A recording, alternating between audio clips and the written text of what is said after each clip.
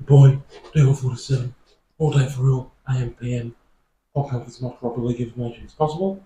Right now, 2009 Wooden Spoon in Australian Rugby League, going to Sydney Roosters, and so you don't miss any important rugby league information, as per always watching this video all the way through to the end. So, this one, much more simple than a few of the previous Wooden Spoons, not a great deal to go over, and also not one of the very worst Wooden Spoons we've ever seen either. Roosters they definitely weren't bad enough to get it, but nowhere near as horribly as a lot of the other Wooden Spoon teams that we've gone through already. So, Roosters in 2009, from 26 rounds, they'd had 5 wins only, 19 losses and 2 byes. CRONULLA Sharks had also had exactly 5 wins, 19 losses and 2 byes. So, CRONULLA's for and against was minus 209, where Roosters for and against was minus 299. 94 and against points worse, so they got the spoon that way. It did though, stay tuned to the end of the video, because it did boil down to the very last game of the regular season, whether Roosters were going to get the spoon or not. So, stay tuned to find that out. And incredibly, what I find absolutely incredible, is that when Roosters and Sharks, the two teams in either last place, they played each other twice in the season, and twice, we had the exact same score twice, which I absolutely can't believe. In round 8 and in round 16, Roosters beat Sharks 19-12 exactly in 2009. But despite that, it was still Sharks who avoided the Wooden Spoon and Roosters got it. So, going for all the stats, Roosters 2009 Wooden Spoon, 5 wins, 19 losses, 2 byes.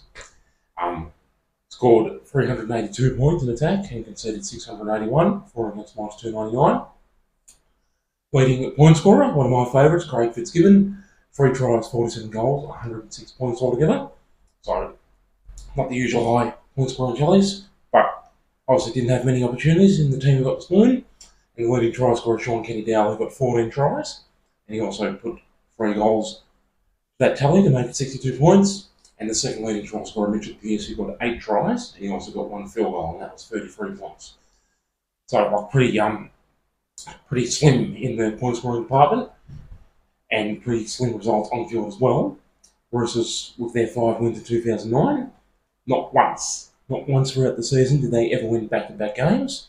So those 5 wins were just few and far between, and they were sandwiched tightly in between a lot of heavy losses, which is what you do expect from the Wooden Spoon team, but nowhere near as humiliating as a lot of other teams, as I've said. So, the moments in the sun, the 5 games that Roosters won in 2009. In round 2, they'd beaten Canberra 28-4 at Canberra Stadium.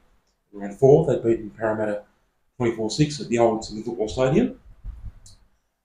Incredibly, like I already said, in round 8, they beat Sharks 19-12 at Shark Park, and in round 16, they beat Sharks again 19-12 at the old Sydney Football Stadium. I just can't believe how we get the same score twice in the same season. It's absolutely unbelievable.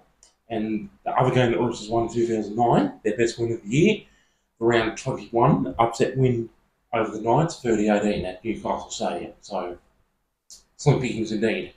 And the embarrassing moments, look, it's not a video where I have to go through every score in the season, because nearly half the games are embarrassing moments, like some of the others, but there were enough embarrassing moments. Round 1, a game that I went to, a game that I got to go to on Sunday at the old Sydney Football Stadium. Roosters coming up against Rabbitohs to kick the season off, so of course that's a grudge match, you know what I mean, as we all know. And on this occasion, in this chapter of the arch rivalry, it was Rabbitohs who swamped them 52 points to 12. And that's how Roosters began the season, in the worst possible fashion, and they did not recover at any point in the season. In their other grudge match, which is obviously Anzac Day, 2009 Anzac Day, they were shut out 29-0 by the Dragons. Dragons 29, Roosters 0 on Anzac Day in 2009. And the Dragons 5'8" Jamie Soward picked up 21 of the 29 points for Dragons on that particular occasion. Not long after that, 2 more humiliating losses, 38 points to 6 to Newcastle in round 10 at the old Sydney Football Stadium, and the very next game, 48-6 to Penrith at Penrith Stadium. And in that game, Penrith player Michael Jennings picked up 3 tries, one of them a 109-metre dazzling solo effort, where he stepped past the Roosters' Mark O'Mealy and then raced away to score. 109-metre try from his own goal, incredibly. And then, a couple more embarrassing moments just before the season ended.